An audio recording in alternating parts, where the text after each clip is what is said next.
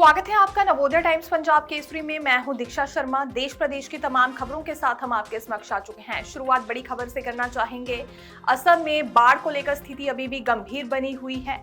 2 और लोगों की मौत के साथ 80 लोगों की मौत अभी तक वहां हो चुकी है। हालांकि 80 से ज्यादा राहत शिविर भी लगाए गए हैं, लेकिन 3 लाख के करीब लोग प्रभावित हो गए हैं, जिन्हें पलायन करना पड़ा है। इसी बीच असम सरकार की ओर से फैसला ये लिया गया है कि ऐसे लोग जो बाढ़ से प्रभावित हुए हैं और यदि उन्होंने कोई ऋण लिया है तो उसकी किस्तें चुकाने में उन्हें 6 महीने की छूट दी जाएगी।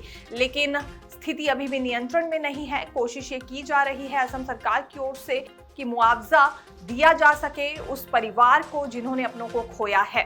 वहीं हालात पड़ोसी राज्यों में भी सही नहीं है। असम के 3 पड़ोसी राज्यों में भी बारिश को लेकर स्थिति गंभीर बनी हुई है। अगले 3 दिन अलर्ट जारी किया गया है मिजोरम, नागालैंड और अरुणाचल प्रदेश में। हालांकि अरुणाचल प्रदेश में 1.5 लाख के करीब लोग प्रभावित हो चुके हैं भूस्खलन और बारिश की मार से। वहीं उत्तर भारत में भी बारिश को लेकर चेतावनी जारी की गई है आईएमडी की ओर से। अगले 3 दिन मूसलाधार बारिश होगी। उत्तर प्रदेश, राजस्थान, दिल्ली, एनसीआर, पंजाब, हरियाणा में बारिश को लेकर अलर्ट जारी किया गया है। वहीं पहाड़ी राज्यों में बारिश के साथ आंधी तूफान भी चलेगा। पहाड़ी राज्यों में नुकसान भरे मामले पहले ही शुरू हो चुके हैं। कई सड़कें भी ठप बताई जा रही हैं और इसी बीच अगले 3 दिन और ज्यादा मुसीबत भरे हो सकते हैं, जिस वजह से एडवाइजरी भी जारी की गई है। इस दौरान ऐसी जगहों पर जाने से बचे जो कि नदी नालों के समीप हो, क्योंकि वहां पर जलस्तर बढ़ सकता है। और अरुणाचल प्रदेश में भी हालात यही बने हुए हैं। ऐसी स्टेट्स जो कि नदियों के किनारे में बसी हुई हैं, वहां पर खास तौर पर यह एडवाइजरी जारी हुई है। सावन के महीने के साथ कांवड़ यात्रा की शुरुआत भी हो चुकी है, लेकिन इसी बीच कुछ घटनाएं भी कांवड़ यात्रियों के साथ सामने आई हैं। यूपी के कैराना में यह घटना बताई जा रही है, जहां एक युवक के कांवड़ पर हड्डी फेंक दी गई। बताया ये जा रहा है कि यूपी के कैराना में जैसे ही ये व्यक्ति अपना कांवड़ लेकर पहुंचा, ठीक मस्जिद के सामने 4 युवकों ने इसके कांवड़ पर हड्डी का टुकड़ा फेंक दिया, जिस वजह से इसकी कांवड़ यात्रा खंडित हो गई। ये जोर जोर से रोने लगा। व्यक्ति पानीपत का निवासी है और बेटी के होने की खुशी में इसकी ओर से कांवड़ यात्रा पूरी की जा रही थी। इसी बीच वहां पर 3 से 4 कांवड़ यात्री और पहुंचे, उनकी ओर से हंगामा किया गया। हालांकि मौके पर यूपी पुलिस पहुंच गई थी और मामले को शांत करवाया गया, लेकिन यह आस्था के साथ मजाक है। सोशल मीडिया पर इसका पुरजोर विरोध किया जा रहा है कि आखिरकार ये मस्जिद के सामने 4 युवक कौन थे जिनकी ओर से सूखी हड्डी कांवड़ पर फेंकी गई इस युवक के, जो कि हरिद्वार से अपनी कांवड़ यात्रा शुरू कर चुका था। वहीं दूसरा मामला नेपाल में सामने आया है। यहाँ पर 2 लोगों की मौत हो गई, यानी कि कांवड़ यात्रा पूरी तरह से हिंसक घटना में बदल गई। दरअसल डीजे के साथ कांवड़ यात्रा की शुरुआत की गई थी, लेकिन दूसरे समुदाय की ओर से पथराव किया गया, फायरिंग की गई और डीजे को रोकने की कोशिश की गई। इसी बीच मामला इतना ज्यादा बढ़ गया कि 2 जिलों में कर्फ्यू लगाना पड़ा है, क्योंकि स्थिति नियंत्रण में नहीं आ पाई थी। और महज डीजे की आवाज सुनकर ये दूसरा समुदाय एकत्रित हुआ था। इसने कहा डीजे बंद कर दिया जाए। इसी बात को लेकर हाथापाई हो गई और पथराव, फायरिंग, आगजनी तक वहां पर स्थिति जा पहुंची।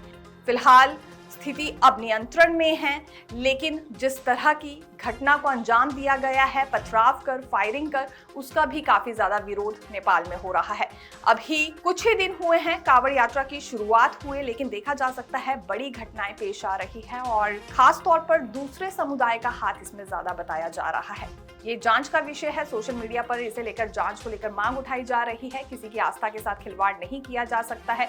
पूरे वर्ष भर में शिव भक्त कांवड़ यात्रा का इंतजार करते हैं, इस महीने का इंतजार किया जाता है, तो आखिरकार ये कांवड़ यात्रा में बाधाएं उत्पन्न क्यों की जा रही है दूसरे समुदाय की ओर से, ये भी कमेंट्स फिलहाल सोशल मीडिया पर जारी हैं। महाराष्ट्र के भिवंडी में बड़ा हादसा पेश आया है। 4 मंजिला इमारत का एक बड़ा हिस्सा ढहने से एक व्यक्ति की मौत हो गई है। 7 से 8 के करीब लोग अभी भी लापता बताए जा रहे हैं। हालांकि ये मलबे में फंसे हैं। रेस्क्यू ऑपरेशन जारी है और सुबह के वक्त ये हादसा पेश आया। भिवंडी निजामपुर नगर निगम के अग्निशमन अधिकारी विजय यादव ने बताया कि मलबे से एक शव निकाला गया है, जबकि एक घायल लड़के को सुरक्षित निकालकर नजदीकी अस्पताल में भर्ती कराया गया। अधिकारियों ने बताया कि गुरुवार रात करीब 9 बजे स्थानीय लोगों ने इमारत से तेज दरारों जैसी आवाजें सुनी। खतरे की आशंका को देखते हुए लोगों ने कई परिवारों को समय रहते बाहर निकाल दिया, लेकिन कुछ लोग अभी बाहर निकल ही रहे थे कि इमारत की बी विंग अचानक भरभराकर गिर गई। पाकिस्तान के बलूचिस्तान की राजधानी क्वेटा के बाहरी इलाके में एक बड़ा विस्फोट हुआ है। 32 लोगों की मौत हो गई है। 10 लोगों के अभी भी फंसे होने की आशंका जाहिर की जा रही है।